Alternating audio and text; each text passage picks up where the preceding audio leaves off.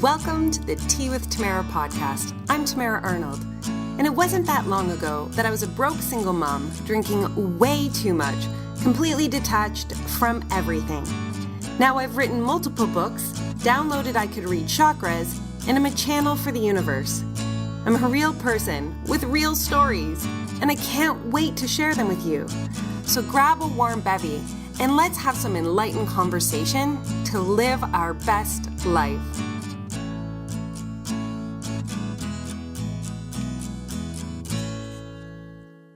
I am just so excited, beyond excited. I'm kind of thrilled, really, to have Jenn Edden with me today. I absolutely love this woman.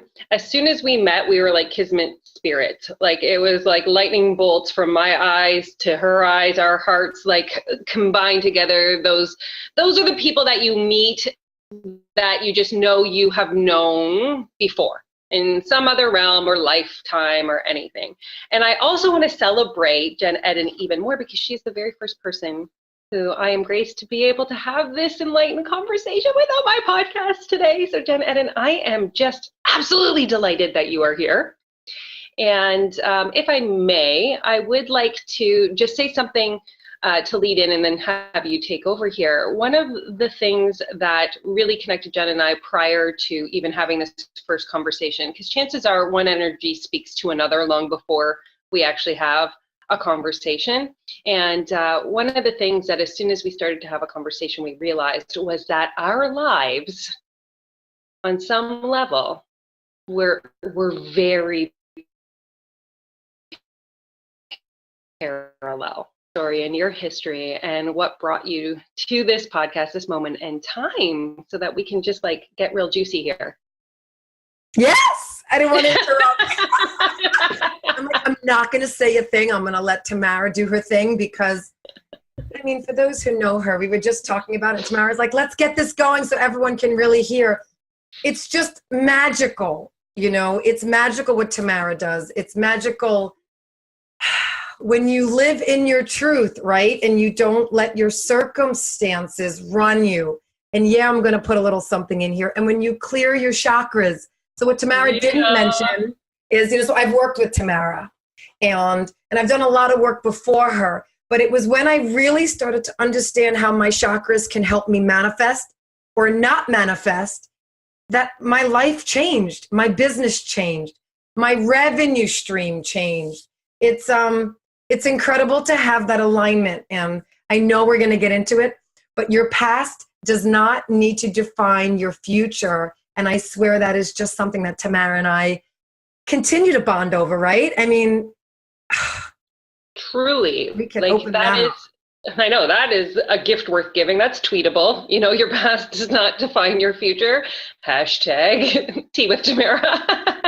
Because it's so 100% true, because both Jenn and I grew up with a family that suffered from mental illness. Huge. And, right? And still do, right? It's just it doesn't go away. How do we deal with that and maintain our sanity and take care of ourselves and run successful businesses and genuinely have a smile on our face every day, right? Like without self-medicating. I always just say that, right? So I love that you just led into that. So other than self-medicating, right? Because that is something that a lot of us do when we're under a lot of stress, right? Like I did it. I drank copious amounts of alcohol to numb the emotions and the feelings that I didn't know how to feel or to understand or even want to go near for a long time. But you took a different path.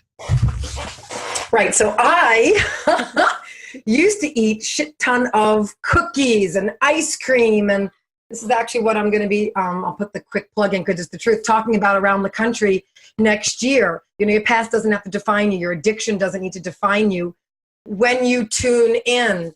And so for me, my addiction, I grew up with a lot of addiction and bipolar and depression with both family members, mom and dad. And so cookies were my method.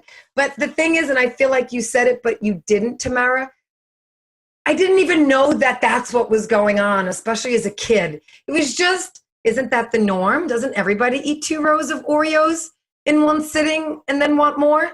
I mean, mom just bought more the next day. And it's only when it starts to become a problem that we make it one ourselves, right? Like no judgment for anybody who wants to drink or eat their sugar, right? I'm not judging it. We're not judging it. No judgment, 100%. But when I woke up, I was like, this doesn't serve me anymore. And there's something I want to be doing with my life. And what I'm doing to myself is getting in the way. And that's when, frankly, women come see me. And I know it's when women come see you, like something's in the way. So for you, I feel like it's clear my fucking chakras. But that's why I came. And for women, when they see me, I'm super successful. Everything works in my life. Why can't I, tone a little more so I feel good on the outside the way I feel on the inside? And like, why can't I control my cabinet? And it's incredible. It's incredible when you can break that, right? It's freeing. And you take all that energy and then you just put it out into the world in the form of, for me, right, a business, like helping others. So it's incredible. Can you take me back to that moment? Can you take me back to what happened in your life when you made that decision to be like, this is it, this is enough. I don't want to live, with sugar driving me anymore. Like, was there something in particular that was like your aha? And for those who are watching, listening, this is like not pre-planned. So like deep breath. I survived a near-death gas explosion at 26, just 4 months after being married.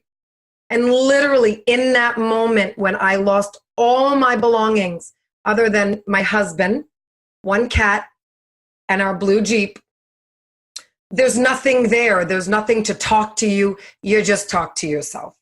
Stitches on my face, black eye. I just remember when you lose everything, you can only bounce back up. And it was that year I did a deep dive soul search. Like, oh shit, I lived. Oh my God, my eye isn't gone. Like, 35 stitches later, I mean, you can't even see it. And I left my job within about a year. I got certified as an integrative health coach and I started helping people. And that's over 14 years ago now. And I mean, it doesn't have to be that way for people, that explosive, no pun intended. But I mean, I always tell people like, I'm fucking stubborn. I am stubborn. And God was like, look, fucker, like, I'm going to blow you out. And then you're not going to have anything to get in your way. And that's why I take my mission very seriously. So going back to that, you said like God got your attention pretty big there. Do you think, were there any other signs prior to that? Like, were you receiving, like prior to like your house exploding, that you weren't paying attention to or listening to? Hands down. Healed myself of gastritis. The business, the medical model did not work. And I was really sick in my 20s. And the doctors were like, look, I'm on meds. You can be on them too. No joke. He took them out of his pocket. And I remember going, something's not right here that I need to medicate. And I had healed myself.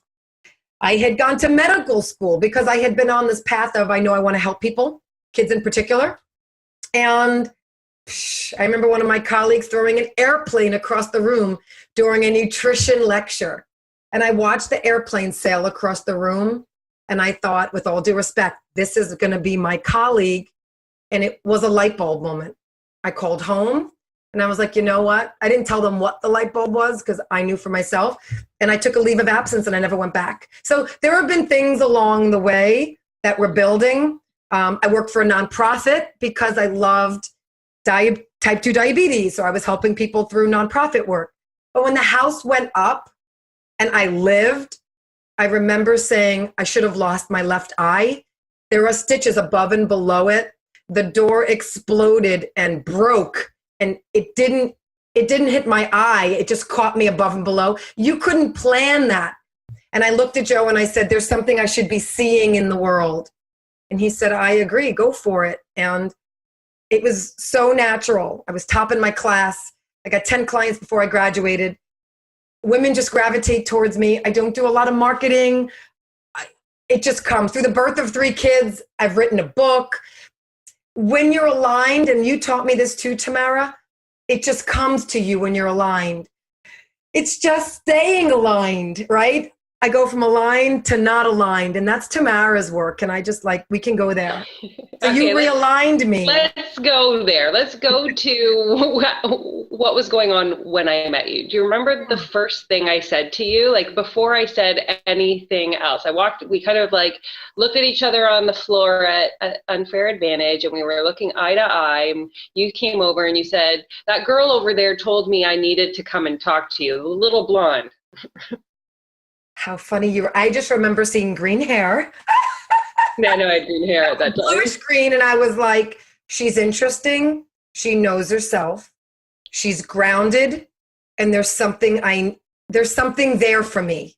I didn't know what it was, but I don't remember saying anything else, frankly. So what I've learned is I go into overwhelm when I'm around tons of people. Yeah.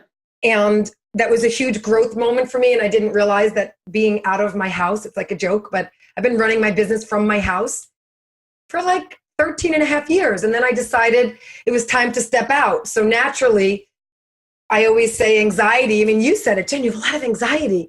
Yeah, because I was reaching for the next level in my business and my life. And anxiousness to me now is just a sign of either misalignment or huge growth. And what did I say? Did I say something else other than like? No, because I looked at you and I said, you can't keep using your kids as the reason why you can't grow your business. I remember that. I think I had a tear too. A couple tears. Because you're a big open vessel, so I'm sure I then let it loose, which is great, by the way, for cravings. Can we just go there? Let the emotions up so the sugar doesn't go down. But you're right, I did. I had tears. The things we do. But there's, yeah, so right. So they're not an excuse anymore. Fine. It's true. But I needed you to talk about point it out. In the last, because okay, so like even if we go back into when you started to realize that the work was inside you that was going to shift and move your business forward, right? Because we can only do so much on the external, right? Like we can only put enough of the stuff in play, like the websites, the, landing pages, all these other things before we kind of get that pinnacle peak of like, oh my God, I realize that everything on the outside looks great, but there's something that I need to do inside to be able to hold space for more to come in. And so what was that transition of doing that work feel like? No sugarcoating it. No sugarcoating it. It feels... Don't sugarcoat. I don't like sugarcoating. Anything. Unless it's a donut. And even then, oh my God, I'm in trouble the next day. So coming back, easy is what comes to mind. I remember...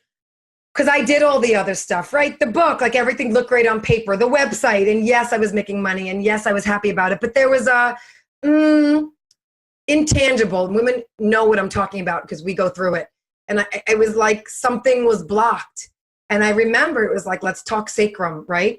Let's talk, oh my gosh, all of them. Let's talk crown. And once they started to open, what I noticed, I don't think I ever told you this, Tamara, like my intuition kicked in even more. And even now that we've, at least for this moment, completed what I call like this first phase of working with Tamara, there's always phases, I'm able to go in and just think about which chakra is out and what am I going to do to open it back up. And then I kid you not, do this yourself or whatever, talk to Tamara and have her open you up this way. Because now when I open them up, I'll check and go, haha, consult came in. Oh, look, speaking gig showed up. And it didn't do anything in this right masculine world, this yang of do. The being has really been just underutilized. Sit on your couch and manifest. No, yes, of course, you need to be out there, right, and doing stuff. I've been doing that for many years. But when this happened and this opening happened, it feels easy. It feels easy now. No, but it's beautiful because like, what if everything that we are desiring already exists and it's in the surrendering that we allow it in, right? Because we tend to be so controlled over everything. I need to get the client. I need to get the money. I need to do this. I need to pay my bills. I need. And we create this constricted space within ourselves. And so it's like, talking to you, it's like clogging your artery, nothing can flow, right? And so by just releasing that, and yes, by going into that chakra and allowing that energy to just unwind, to feel what was in there and to let it go, creates this beautiful opening, that unfurling for the receive to come in. Like that is everything. That is ease. That is flow. However, I do want to throw this down like it's hot. She hated me. Jenn hated me for the first couple weeks of working with me. Do you remember that? You'd be like, I hate you. I hope you know that. I was like, I love you. I was releasing toxins. People say it to me when they're cleansing. It's not personal. When you release sugar, you cleanse, and your liver gets angry and a lot of F-bombs.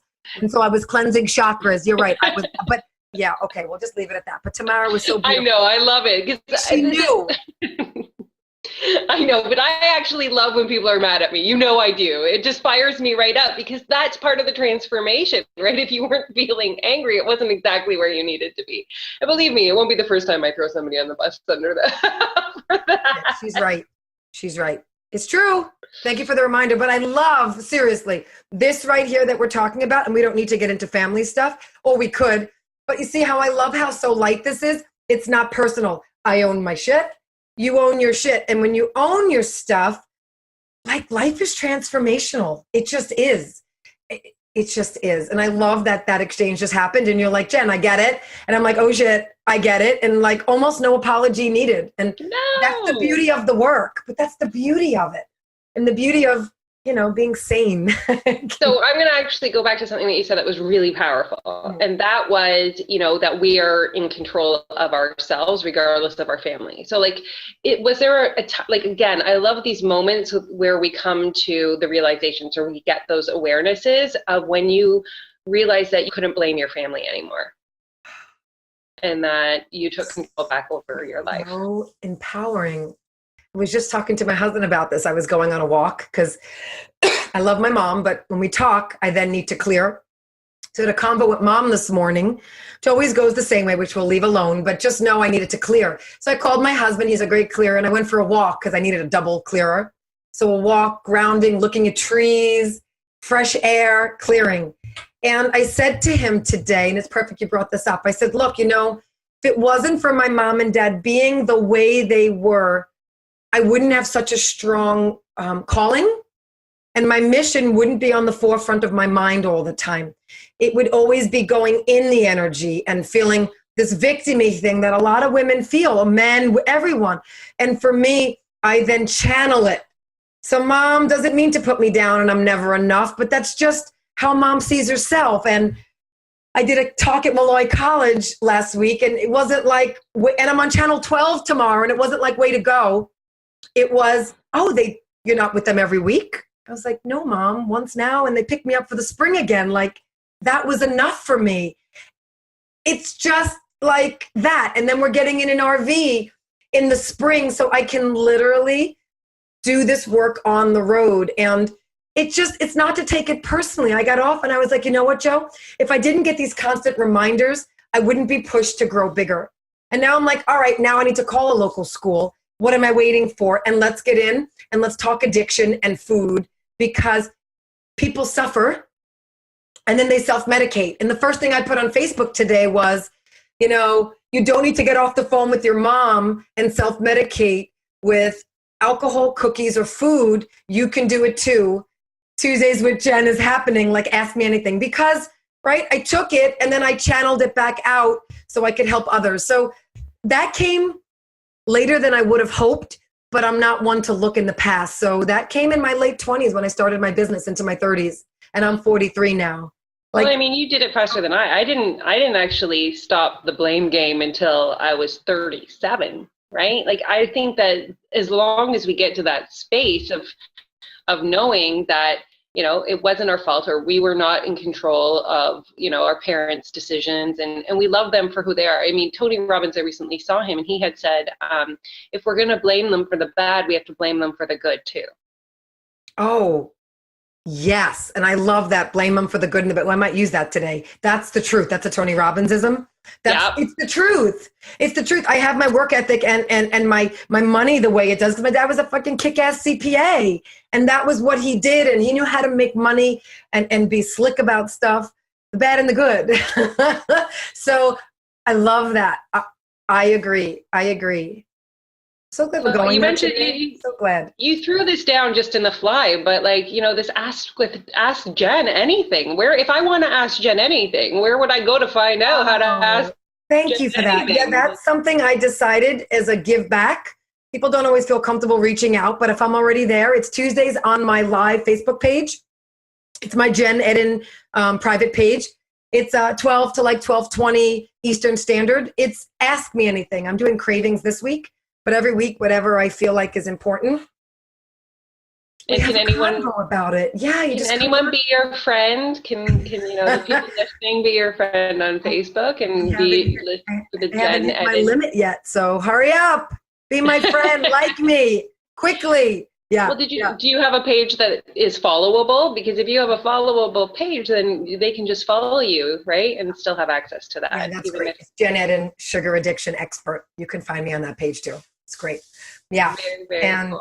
I post. So one of the things, because we do, like, you curbed your addiction of sugar. I've curbed my addiction of alcohol recently, which I'm super excited about. What did you place in place of that? Like, what did you do because it's not easy to take something out of your diet or out of your behaviors and not have something to like land on, because then you're just like left in this boredom stage of I don't know what to do when I used to eat sugar here. What were the things that you put in place for yourself? And I just want to add on to that for the biochemist that I was. So people have to realize too, alcohol and for sure sugar lights up the same part of the brain. So sugar lights up the same part of the brain that cocaine does. So a lot of times people are coming to it. For me at night, it was most likely emotional. But for those at 3 o'clock, energy's tired and they're looking for what I call a hit. When I call it that with my kids, they get it. I mean, we don't really talk about drugs, but they get it. It's a hit. It's just not normal to eat sugar, cane sugar, this processed sugar all day long. So first of all, I normalize what's normal.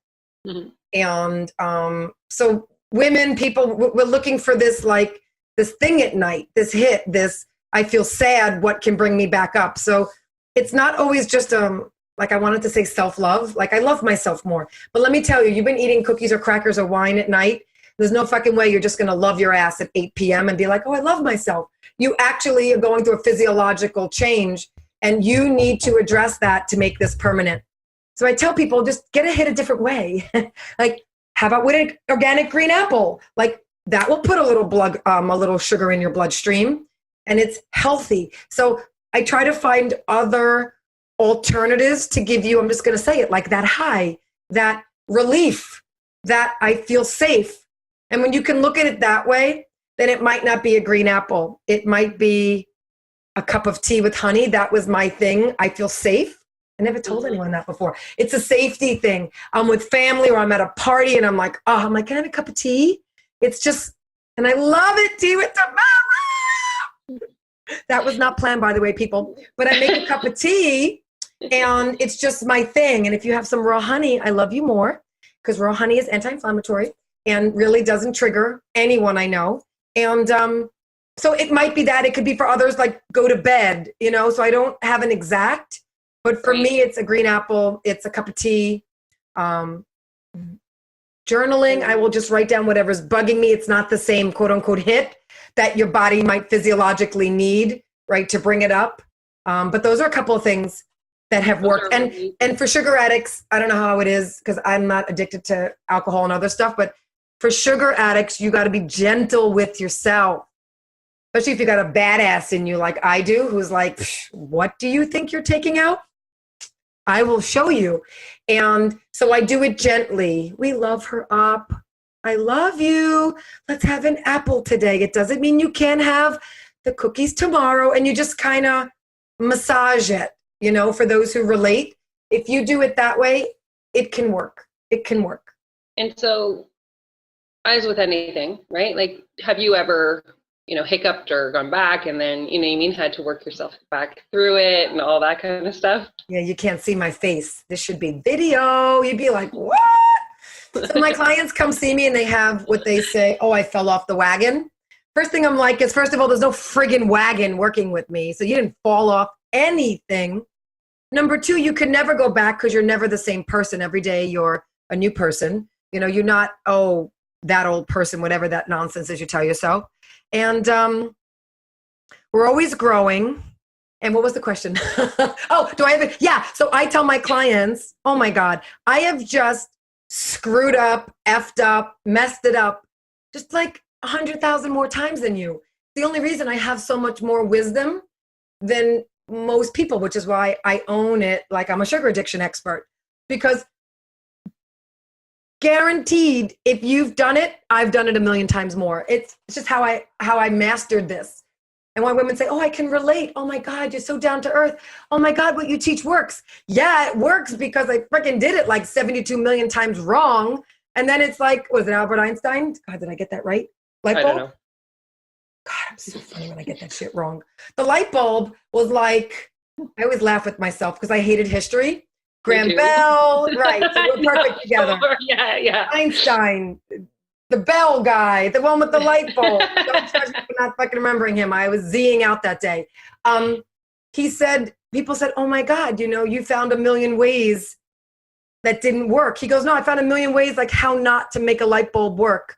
It was on that 1,000,001 shot that I figured it out. And every time I hear that, that's exactly why I can own that I'm a sugar addiction expert. Even if I don't know every little single science behind it, like all the other quote unquote MDs and experts, I guarantee you work with me, I will fix it with you because it's just what I do. And right, like I own addiction. This reminds me of something that Rachel Hollis said, and that was, we're going to have a mountain of failures. We are going to have a mountain of failures. Now, the choice is whether you stand on top of that mountain of failures or you bury under it.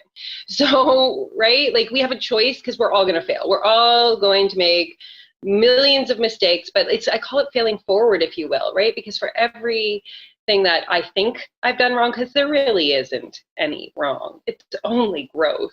Right? I've learned so much more valuable information than if I had stood still and not taken that action in the first place. And so it's so powerful to make mistakes. It is such a gift to make mistakes. It's a gift to, fall back into habits and then, be able to pull yourself back out because you just learned something that somebody else is going to go through that you'll be able to work through with them. And so thank you for sharing that. You're welcome. Can we just add in the kids because I have this warm, and we both have children. Yeah. Right now I've got 3, they're 5, 8, and 10. And so they're my little, I don't know what to call them, but they're my little, this like sweet things. And I mastermind with them. And so my son is number 2 in chess right now at school. He's just, we all have beautiful things to say about our kids most of the time. But with this one, he's just brilliant, super sensitive, has this teary, stressed out side, but you got to have something that counters the brilliance. So he's number 2 in chess. You can't really beat him most of the time. And one day I was like, Luke, who are you playing today? Like, he's like the best in the school. I'm like, great, like go lose against him. He's like, what? I'm like, well, you tell me when you win, you don't learn anything because it's too easy. So go lose against someone so you can gain some wisdom and then be better to beat the next person. He's like, never thought of it that way, Mom. And so we don't think of it that way, like we watch a lot of sports. The only thing we watch on TV, I don't really watch TV, is sports. And like we watch the Rory McIlroys in golf and stuff. And I watched him lose the US Open because it was his first time like being there in the lead on day 4. And you know what? He talks about it in his interviews. And he was a young kid when he lost it. And he's like, I needed to lose it to win like 2 other times. I think he only won once, but he's won many other tournaments. It's because he needed to lose and get through the nerves to then be the winner. And we always feel like, when we're there and we don't do it that first time, we can never get back there. But that's how you win. Serena Williams didn't win just to win. She had to lose a lot, So we have to think of it that way. Well, and this is super cheesy because I watch TV with my kids and I watch reality TV. Oh, bring it. Like dancing, singing, like anything that's like up on stagey and like, oh, give me a microphone. Yay. we were watching The Voice, and The Voice this season, you know, they had somebody return, right? And they even, you know, So You Think You Can Dance and all of those shows. So say you're almost there, just you're not quite ready this year. Go and practice and get some things under your belt and come back, and to see what happens to those people when they actually listen, right? Like when they realize that this wasn't a loss, that they haven't done anything wrong, that this wasn't against them in particular as a human being or a person, that it was about expanding and growing so that they could come back brighter and bigger and really shining in their stardust. And I just think that's a powerful message, right? Like, thank you. It is, because there's so many of us that have these messages and we don't let our light, I'll use your words, right? Like shine bright and our stardust, just, we don't throw it out into the world because we feel like all we remember are these failures, all these things that we did. And when we redefine it, like, wow, you mean I'm an expert in something because I failed more than anybody else? All of a sudden, it just flips it on its side and it goes from negative to positive. And you know, when you're feeling positive, everything is energy. I mean, that's how I do everything is energy. Heck yeah. Job. It's how I get on summits, even though people are like, well, your list isn't so big, but they're like, you're so genuine, you're so real, your energy is magnetic. I'm like, thank you, clean eating. And we come out with some stardust too. We have to own that. I came out with Okay. So yes, you are one of the most magnetic people I've ever met in my life. But let's take a moment here, because there is a piece where we keep ourselves aligned. So can you share a little bit about what you do to stay in that vibrational state, to really stay connected to what it is that you're here to do? Like, what are some Jenn practices that you put in place for the highest vibrational living? Okay, don't judge. Let's just do it. Tamara said, let her rip. So it's so interesting. I almost want to have a camera like follow me around the house, because I think people would go, huh, that's like odd to most, because I'm an odd person, but I own it. And I love my oddity. It makes me like, there's only one Jenn Edden. So I need to exercise, and not like, oh, we have to go to a gym, we have to do this. I need to physically leave my house about 4 days out of 7 a week. I discovered that. It clears my head.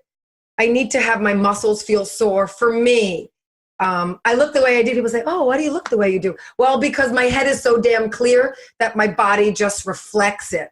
So that's why, I mean, you can't see me, but she's super buff. Yeah, like the abs, but I'm not obsessed. I just, you're not. My head is clear. Yes. So thank you for that, by the way. I just want to acknowledge that comment. And okay, so I work out about 4 days a week, and I let the energy move through me. That's number one. Number two, I don't have any clutter in any corners of my house. I mean, I'm a little bit of a freak. My husband's like, what? Mail doesn't pile up. Like, as stuff comes in, it goes out. To the point where my little 5-year-old says, Mom, I left something on my dresser, or I left it on the kitchen table. Please don't move it. I'll be home after school. I wasn't finished drawing. And I'm like, oh, maybe I take it to an extreme. But like, they respect it, they get it. And then I honor that, and I'll just move it to an energetic, better place. But I'm just really big on visuals. And so clutter is energetically squashing. So my house, things are always moving. If a closet bothers me, my husband's like, oh, something's not right. I'm just like 9 at night. I'm throwing shit out of my closet. I just don't let stuff sit. I'm all about when I teach my clients this. It's actually, can we go there real quick? Chapter 4 of my book, Woman Unleashed. It's about get the junk out.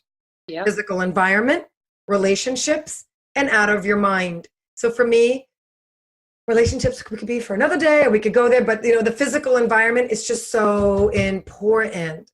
So when something doesn't feel right, you walk in the house and that one thing like zings your energy.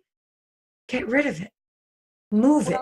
Donate it. Yeah, go ahead. So many times to hear, like, you know, cluttered space, cluttered body, right? Even from an energy reader standpoint, right? If somebody is carrying a lot of stored negative energy within them, their house tends to mirror that, right?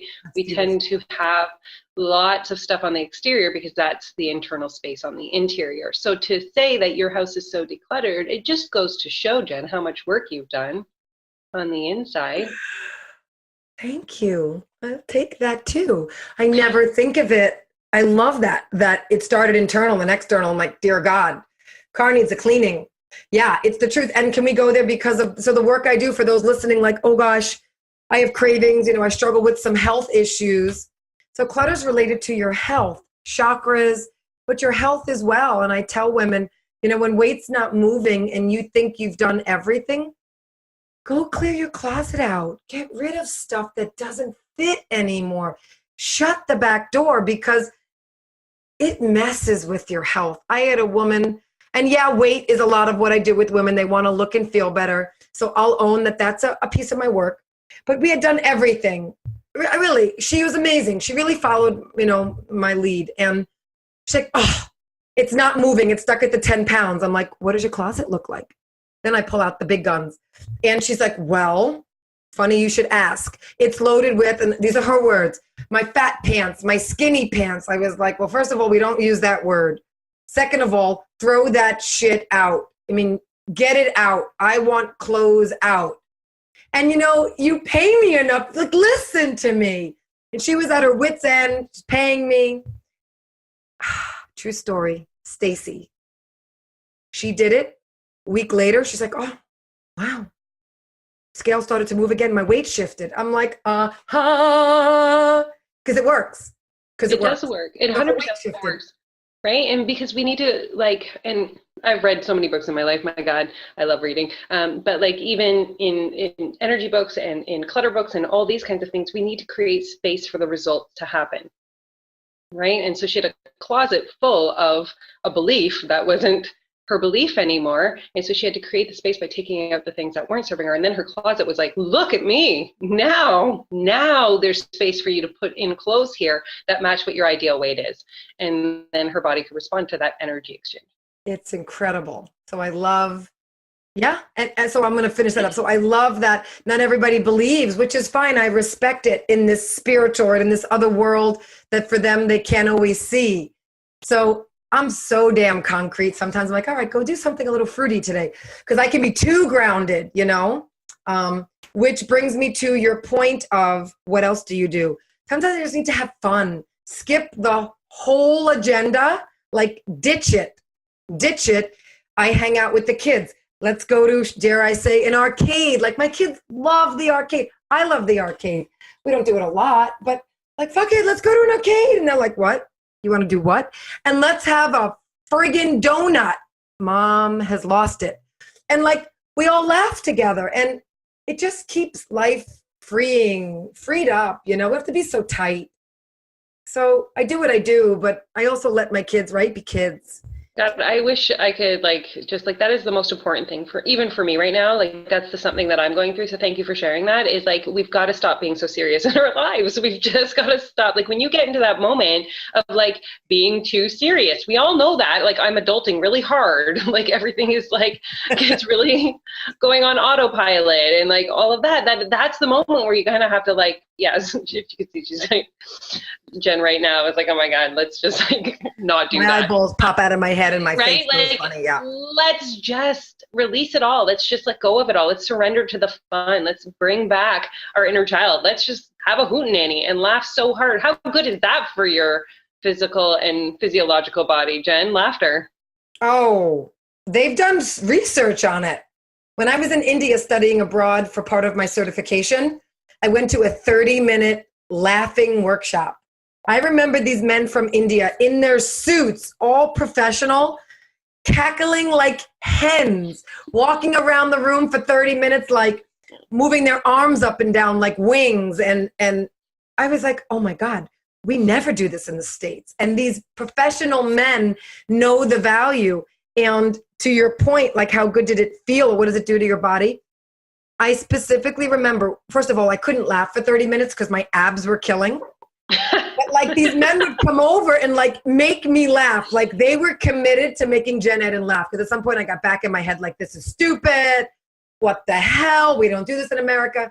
And after 30 solid minutes, I remember my cells were vibrating. They were laughing. It was an incredible experience. I will say I haven't done it since, but I might work on that with the kids. We watch something actually. So we do watch some TV, but not a lot. It's called Shaun the Sheep. I think it's done I want to say it's from Ireland because It's definitely Ireland. You would love it, Tamara. Shaun the Sheep. We buy the whole friggin' episode. Best $20 you'll ever spend. The whole season. No commercials. We watched like 15 in a row one day because they're 7-minute episodes, laughing, like just giggling over the stupidity of this adorable little sheep named Shaun, who just is so mischievous and like his owner never busts him. Oh, it's just delicious. So Shaun the Sheep, Shaun. Really, yeah, it's really important. We just Still, I love that, and I will get that. I'll actually put that up in the, this is beautiful. This is so great. I think this is such an important message. And I actually want to talk about something that you find fun that maybe other people don't find fun, but that you are actually shifting your entire life to do next June, is it? Yes, June 2019. And so what are you doing? In a year are going to be like, oh my God, she's on the road. We are taking, so the whole family, 3 kids, 2 cats, Maximus and Mr. Bojangles, they are coming with us. Yeah, we're not short on humor in our house. Just don't get me started. My husband is the king of like 80s tunes and just calling me up and singing me something midday. So we're quirky like that. But we're getting in an RV. It's going to be like a 42-footer, 2 bathrooms, full fridge, of course. And we're selling our house, contents included. And I'm going to homeschool the kids for a year minimum. I'm leaving New York, and I have a calling. So for those who get this, it's like bigger than me and Joe. I just have a calling to teach children about addiction and how to kick it. And this whole childhood obesity thing is like crazy to me. It's the food, and it's relationships. And so we're going to tour the country. And I have my book is Woman Unleashed, and I want to paint the friggin' bus, although I don't have permission yet from my husband. The Unleash Yourself movement. Maybe I'll have to put it on the, I don't know, somewhere on the back of our Jeep that we're trailing. But we're going. Look, we're leaving next June. We're just, and our plan is state to state. Let's have fun and see the whole damn country. So we're doing it. Please tell me you're recording this. Oh, okay, so yes, although this is the first time someone said like record it officially. So let me think of how we'll do that. But my dear friend Trisha Brooke, oh my God, if you don't know her, Art of the Big Talk, I just got to put a plug in. She is a dear friend and she wants to make it a documentary. We'll see where it goes. But she's big into children and so am I. And so that will happen. But yeah, you're right. Okay, I will find a way because the quirky stuff that goes on with me making broccoli and my kids laughing and shit all over the place, like, I don't think it's funny, but when my son talks about his report at school, what was the most fun thing that happened this summer? That my mom cooked broccoli in our RV because we had to test it. And, dad hit the brakes and mom's broccoli like flew across the RV. Clearly, like, I'm missing what's funny to my children. So we will. And we'll have to do some lives and have some fun with Jenn on the road. Yes. I love this. I'm so excited for this. I can't wait to follow this. Speaking of following you, where can people find you if they're like, oh my goodness, I have a sugar addiction. I can't handle this anymore. I just want Jenn Edden in my life like I do. You could have me. So I would say like the most reliable is my website will always be there. It's jecoaching.com. You can get whatever fun giveaway I'm giving. And you can come hang with me there. You can get me, I'm really consistent, on any social media network at Jenn Edden. Just so everybody, I was going to say, double N. Yeah, double yeah, N. there's nothing single about me. Double N. And double D. I love it. Double N, double D.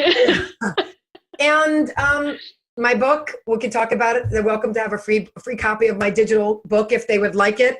It's also on Amazon. It's pretty much what you just heard in the same language in a 140-page book. And yeah, that would be super. That would be super incredible. And I will, if you give me the link, add it to the show notes so anyone can grab a copy of that and follow you and love you, like I said, as much as I do. And then I want to end, since this is my first podcast, I was like, oh my God, what am I going to end the podcast with? Because like, oh my God, podcasts have this big question at the end. And then I realized like, I am just a huge book nerd. I am always reading. And so my question is going to be, what book have you read that has been instrumental in shifting you or changing your life, or that you like has left the biggest imprint on you? Oh. First answer is the right answer, Jen. You should know this. Heal Your Body, Louise Hay. Love it. I have this right here. Yeah, so Tamara's got You Can Heal Your Life, which is amazing. Louise Hay is amazing. I love the cheat sheet on the ailments, so I can make changes quick. So she's got a book just on ailments, and I love it. Like if my head's bothering me, I'm like, oh my God, I'm not loving myself. Or, oh, that's something with my dad. And that was life-defining to know I have that much power to control physical ailments in my body. I love that. And so is her other book, You Can Heal Your Body? It is Heal Your Body, the mental causes for physical illness and the metaphysical way to overcome them. It's just Heal Your Body. Boom. Incredible. I look up an ailment. It's like Tamara's chakra chart. Like, dude, get that handled. So that's my favorite. I love it. I love you. I am so honored that you are the first guest on Tea with Tamara. Thank you so much for this. I enjoyed this conversation so very much, Jen. Same pleasure. Thank you. Love you, love you, love you. And we will talk soon.